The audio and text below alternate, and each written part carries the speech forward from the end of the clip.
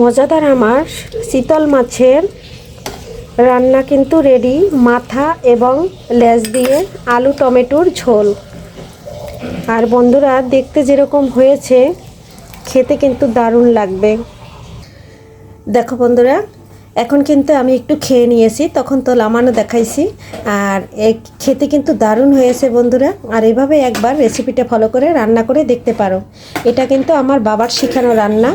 যদি তোমাদের ভালো লাগে বন্ধুরা, একটু রান্না করে একবার দেখো, খেতে কিন্তু দারুণ হয়। আমার ভিডিও কাছে এবং দূরে, দেশ ও দেশের বাহির থেকে যারা দেখো এবং সুন্দর সুন্দর কমেন্ট করো, লাইক করো, অনেক অনেক ভালোবাসা দাও, তাদের জন্য আমার মন থেকে অনেক অনেক ভালোবাসা দোয়া রইল অবিরাম। আর সবাই এভাবে আমাকে ভালোবাসবে, পাশে থাকবে, সাপোর্ট করবে। তোমাদের সাপোর্ট ছাড়া আমি কোথাও যেতে পারবো না। আর সবার ভালোবাসা এখানে আমার প্রচুর দরকার। সবাই আমাকে অনেক ভালোবাসা দিবে বন্ধুরা। নমস্কার বন্ধুরা, সবাই কেমন আছো? আমি পাপড়ি কিচেন আর ব্লগ থেকে চলে আসলাম নতুন একটা রেসিপি নিয়ে। আজকে রান্না করব চিতল মাছ দিয়ে।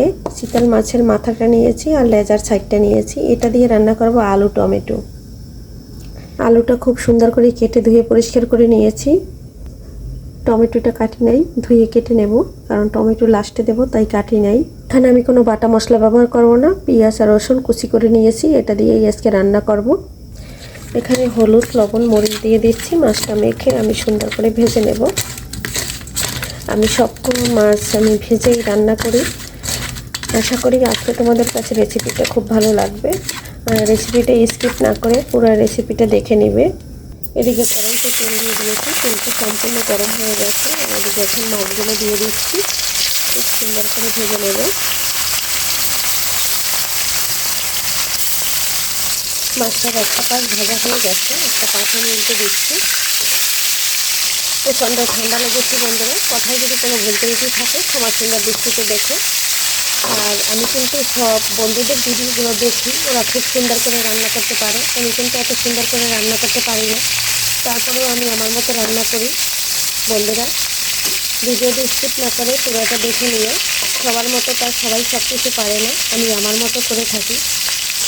রান্না কিন্তু একটা আর্টের মতো, এক একজনে এক এক রকম রান্না করে। আর আমি কিন্তু একদম ছোটোবেলা কিন্তু আমি আমার বাবার কাছ থেকে রান্না শিখেছি।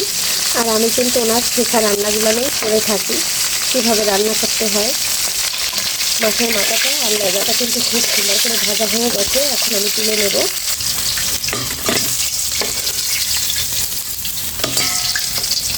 এই তেলের ভিতরে আলুটা খুব সুন্দর করে ভেজে নেব। আলু ভাজার জন্য কিছুটা হলুদ দিয়ে দিচ্ছি আর 1 চামচ লবণ দিয়ে দিচ্ছি। এটা দিয়ে খুব সুন্দর করে ভেজে নেব। আলুটা ভেজে রান্না করলে খুব ভালো লাগে। আর এখানে কিন্তু আমি একটু গরম মশলাটা ব্যবহার করব। এখানে কিন্তু আমি দারচিনি দিয়ে দেবো, দিয়ে এটার সাথে ভেজে নেব। টমেটোটা খুব সুন্দর করে কেটে নিয়েছি। আস্তে একটা এলাচ নিয়েছি, এটা এখন থেতো করে দেব। এলাচটা দিয়ে দেবো, দিয়ে আলুর সাথে এলাচ দারচিনি আলুটা খুব সুন্দর করে ভেজে নেব। সুন্দর একটা ফ্লেভার আসবে। আলুটা একদম ভাজা হয়ে গেছে, এখন আমি তুলে নিচ্ছি। আলুটা তুলে নিয়েছি। কড়াইতে কিছুটা তেল দিয়ে দিচ্ছি। এখন হলো গোটা জিরে দিয়ে দিচ্ছি, 2টা তেজপাতা দিয়ে দিচ্ছি। ফোড়নটা ভাজা হয়ে গেছে, এখন আমি পেঁয়াজ আর রসুনটা দিয়ে দিচ্ছি। আলু ভাজায় যেহেতু আমি হলুদ দিয়েছি, তাই 1 চামচ হলুদ দিয়ে দিয়েছি। আমি কিন্তু একটু জল নিয়েছি, জলের ভিতরে মশলাটা তৈরি করে দেবো, তাহলে বাটা মশলার মতো স্বাদ আসবে। এখানে দিয়ে দিলাম 1 চামচ ধনিয়ার গুঁড়া। মরিচটা ঝাল বুঝে ব্যবহার করবে, আমি 1 চামচ নিয়ে নিচ্ছি। আলুতে একটু ঝাল হইলে ভালো লাগে। 1 চামচ নিলাম জিরার গুঁড়া। সেদিকে পেঁয়াজটা রসুনটা প্রায় ভাজা হয়ে গেছে। আর বেশি একটা কালো করে ভাজবো না, তাহলে তরকারির কালারটা নষ্ট হয়ে যাবে। মশলাটা ভাজা হয়ে গেছে। পর্যায়ে দেখো মশলাটা আমি পেস্টটা করে নিয়েছি, সেটা দিয়ে দিচ্ছি। মশলাটা দিয়েছি, এখন আমি খুব সুন্দর করে কষিয়ে নেব। যখন কষানো হয়ে যাবে তখন আলুটা দিয়ে আরেকটু কষিয়ে নেব। এখন স্বাদ অনুযায়ী লবণটা দিয়ে দিচ্ছি। বন্ধুরা, আজান দিয়ে দিচ্ছে, আজানের শব্দটা আসছে, কিছু করার নাই। মশলাটা কষানো হয়ে গেছে, যেহেতু আমি ভোর রাত্রেই ভিডিওটা তৈরি করি। এখন আমি আলুটা দিয়ে দিচ্ছি। খুব সুন্দর করে তেলটা ভেসে উঠেছে। আলু আর মাছটা দিয়ে একসাথে খুব সুন্দর করে মাংসের মতো কষিয়ে নেব। আর এটা যত সুন্দর করে কষাবো তত কিন্তু খেতে ভালো লাগবে। কষানো হয়ে গেছে, এই অবস্থায় আমি গরম জল দিয়ে দেবো।